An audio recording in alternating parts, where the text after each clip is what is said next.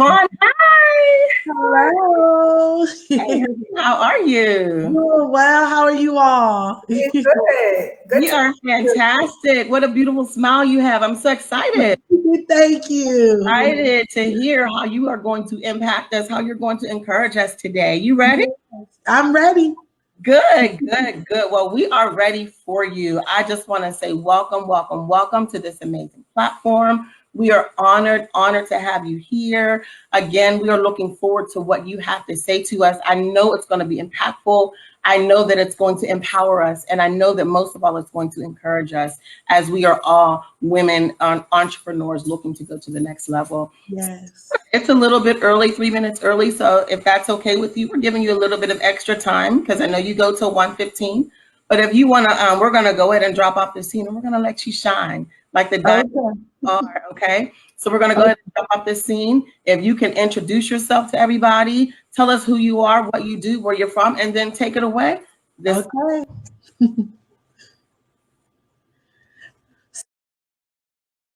I am so excited about being here for this amazing event. I think our event host and all the people who collaborated to make this possible.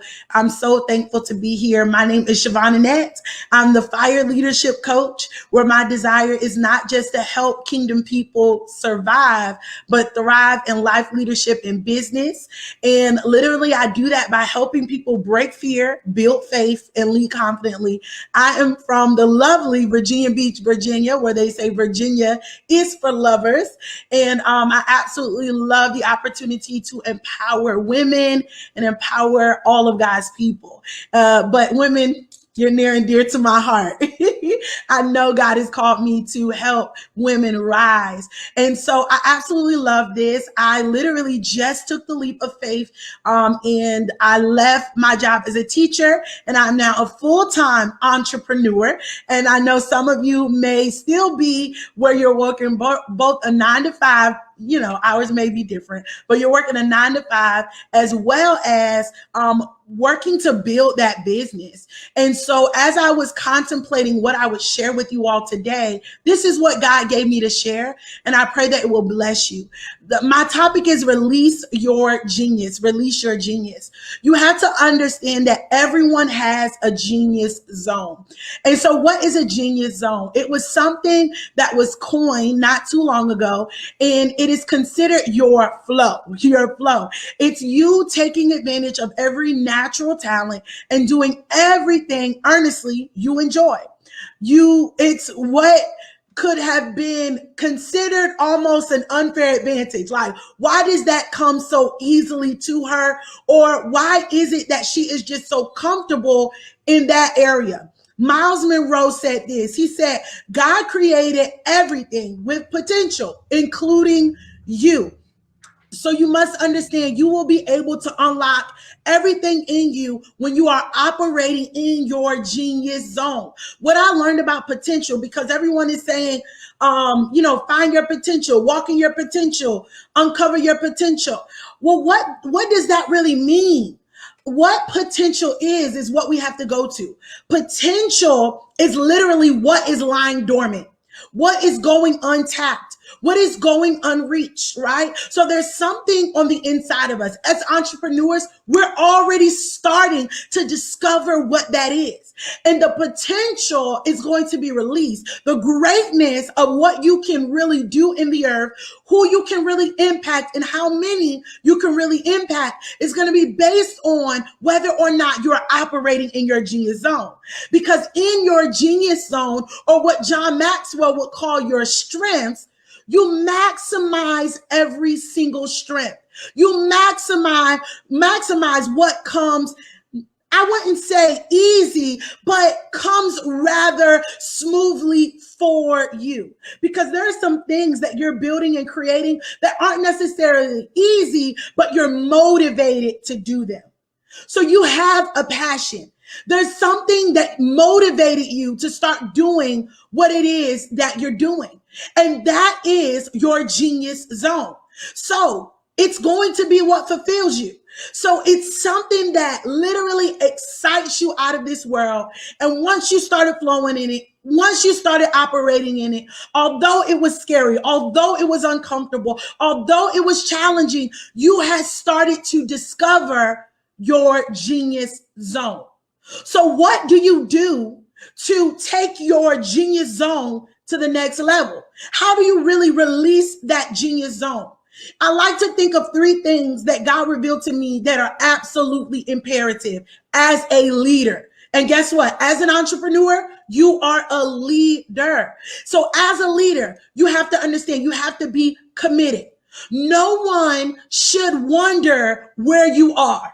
Once they see that you're on the map, they should know that Chavon is there. They should know that whoever is there is there. It should be a clear indicator because you are committed to what it is that you know is your passion.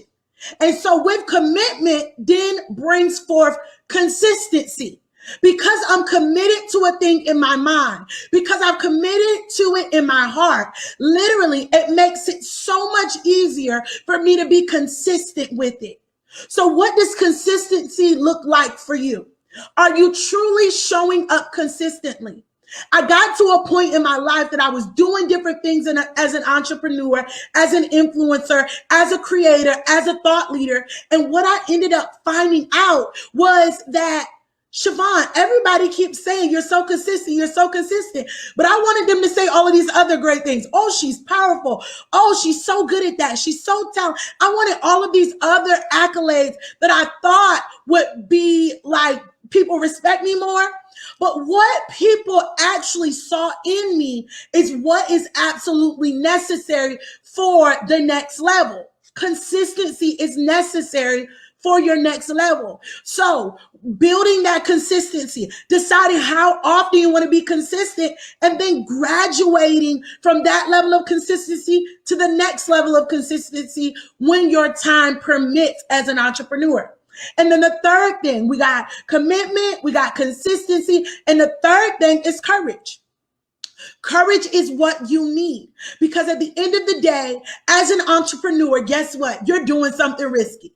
Guess what? You made a decision to make a big, bold step of faith and tell people this is what you're doing. This is what you believe you're called to do. This is what you believe you were born to do, right? And so you have to make a decision that, yes, I'm here and I may be shaking under the desk that I'm sitting in right now, but I'm going to open my mouth. I may be nervous about publishing this book, but somebody might need my story. I may be nervous about telling people I trademarked my company because what will they say? But I'm going to do what is absolutely necessary because it is going to be a sign that I am serious about what I'm doing. I'm willing to take courageous steps and make courageous moves because I am committed and I am consistent so I can be courageous. I can be courageous. And so what I want to talk about with releasing your genius, what I found in my studies, there are other types of zones. So the zone of genius is where you want to operate in, but let's go a little bit into some other zones that you can find yourself in. And this is really good because it lets you know, wow, I'm probably operating in this zone, but I'm trying to get to my zone of genius, the flow, that place where my natural talents, abilities, and skills are able to just flourish and thrive. And I find myself with favor and opportunity and doors because I'm operating in my zone of genius. So let's look at these other zones. We have a zone of incompetence. Of course, incompetence is a very off-putting word. We know. But let's look at what it is. A zone of incompetence is this zone where you are engaging in something you are simply not good at. This is me maybe trying to do ballet. Now, I did step in before I went to college and after I was in college. I danced but not ballet. So if I try to go out there and twirl, I'm going to look terrible. That's the zone of incompetence. I'm just not good at it. I just don't have enough knowledge. I haven't developed the necessary foundational skill set to grow from and emerge from. It's just not me, right? Next is the zone of competence. You can get the job done, but no better than the next person. So it's not like there's something like uniquely special about that thing you're doing. It's just that you can do it and you can do it good, but you're not necessarily the best. You're not necessarily one that's going to get the award or the recognition. You're not necessarily the one that people are going to call on for it because you're good at it, but you're not standing out among the crowd. But you don't have to be discouraged by that simply because there is a zone of genius for you. So there is something that's in you that you can do that, guess what? You'll stand out in that crowd. So we have the zone of incompetence. Look, you just don't have the knowledge. It's just not really your thing. Then you have the zone of competence. You can do it, but the likelihood of doing it the best is just not there. Then you have another zone. Before we get to that zone of genius, you all, the zone of excellence. Man, and we think excellence is like the mountain, like you're there if you're at excellence. But let's look at it. In this zone, you are doing something you are very, very good at compared to most other people. So you're very, very good, but it's still not that zone of genius. Like some things you can just practice and practice and you can become excellent at it, but are you motivated by it? Are you passionate about it? Is it your natural flow? Are you operating in it just being easy for you? It's smooth for you. It fulfills you. A lot of times we find ourselves operating in that zone of excellence where we're good at it, but it still feels like something is missing. We feel like there's more out there for us. I have spoken to people who are attorneys on my Power and Grace Leaders podcast or Power and Grace Leaders talk show. I've spoken to people and they said, I was an attorney, but that wasn't enough for me.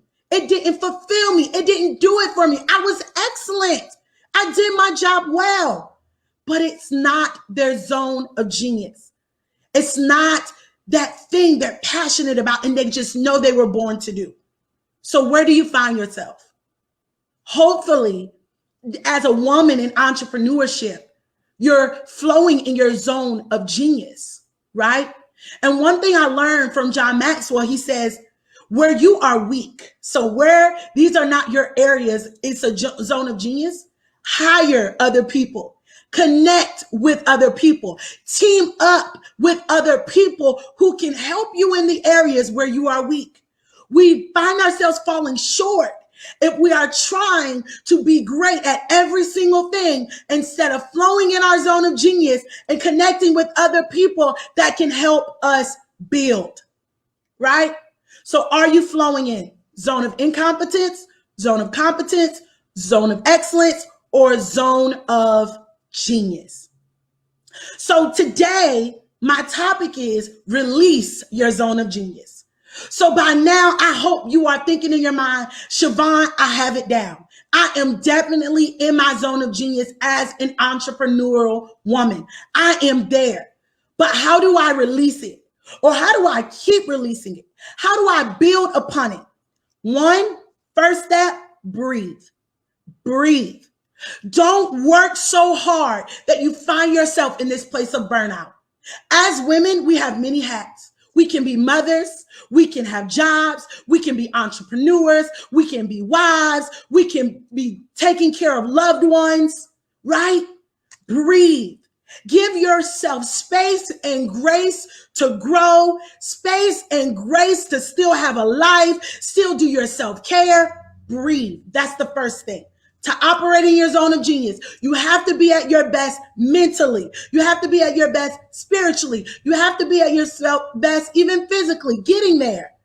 That is important. So breathe. 2, and I'm almost done, believe. You have to believe in you. You have to believe that what you started, you will not quit, because it's going to flourish. It's going to take off. Not many people may know my name right now, but as I continue to operate in this zone of genius, in this place where I'm passionate, in this place where I'm great, in this place where it just runs so smoothly for me, it fulfills me. People will eventually get connected. People will eventually invest in what I'm building and creating, because I'm serving them. And that's what they'll find out, right? So believe in you. And then the final takeaway is build. It's so important that you breathe, you keep believing in you, and you keep building. Life throws curveballs. Oh my goodness, I've hit so many curveballs in my life. But looking at that curveball coming at me, I'm thinking, will I be able to still succeed? Will I be able to still hit this target? And I want to encourage you today, yes, you can. Absolutely. Keep building. The curveballs may come. One time you hit it, it may look like it was a foul ball, but you keep going. You be that Babe Ruth. Not only was Babe Ruth a great baseball player because of how many home runs he hit, but he was also known for how many strikeouts he got as well. But that meant he kept swinging. He did not quit. He did not give up. He did not throw in the towel, because he knew baseball was his zone of genius. Guess what? I believe that you have been given some innate skills, some inherited abilities, and you're building on those, and you're building your business, and you're building your home. You're building in so many areas. But the key is keep building. Don't quit. Don't throw in the towel. The world needs what's on the inside of you. Miles Monroe says, don't rob a generation. Don't rob the world of what God has placed on the inside of you. My name is Chavon Anette. I'm the Fire Leadership Coach, and I would absolutely love to connect with you.